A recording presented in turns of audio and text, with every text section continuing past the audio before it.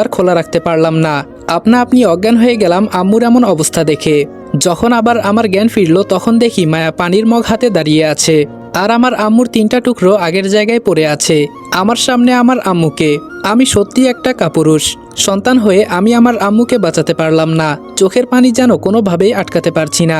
মায়া আবার আমার সৎ বাবাকে প্রশ্ন করলো, আমাদের কিছু হবে না তো? আমরা আবার কোনোভাবে ধরা পড়ব না তো? আমার সৎ বাবা উত্তর দিল, সেই ব্যবস্থাও আমি করেছি, ওকে অজ্ঞান করে দাও। এই বলে সে বেরিয়ে গেল।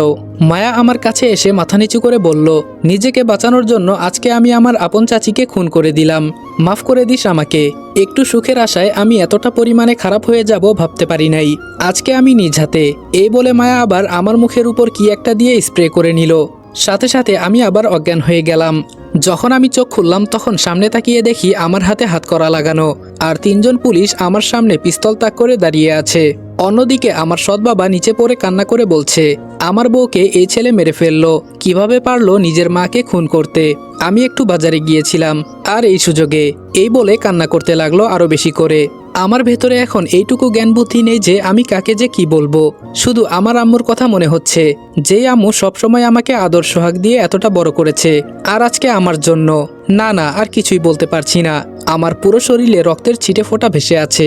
আমার মুখের উপর থেকে কাপড় নেওয়ার পর আমাকে জিজ্ঞেস করা হলো, এই ছেলে তুমি তোমার আম্মুকে খুন করলে কেন? আমি কোনো কথা বলছি না, এক দৃষ্টিতে আমার আম্মুর মুখের দিকে তাকিয়ে আছি। এইদিকে আমার সৎ বাবা বলল, আমি একটু বাজারে গিয়েছিলাম আর মায়া নাকি রান্নাঘরে ছিল। এই সুযোগে এই ছেলে তার মাকে রুমে ডেকে নিয়ে খুন করে দিল। আমি এসব কিছুই জানতাম না স্যার।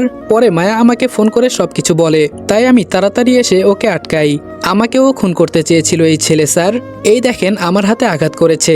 ভাগ্য ভালো ছিল যে মায়া আর আমি মিলে ওকে অজ্ঞান করে রাখি, না হলে আমাদেরও মেরে ফেলতো। ও খুনি হয়ে গেছে স্যার, ওকে ফাঁসি দিন। পুলিশ অফিসার বলল, আমার জীবনে আমি এমন কেস পাই নাই। একটা ছেলে তার নিজের মাকে কিভাবে খুন করতে পারে।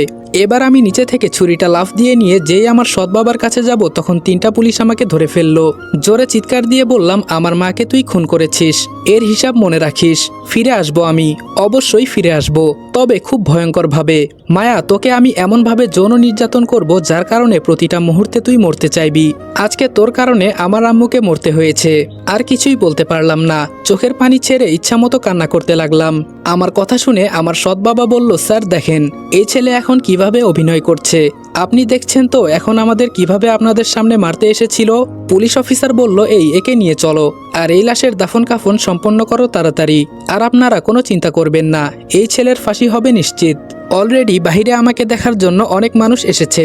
পুলিশ আমাকে নিয়ে যেই বাহিরে যাবে তখন পুলিশ অফিসারের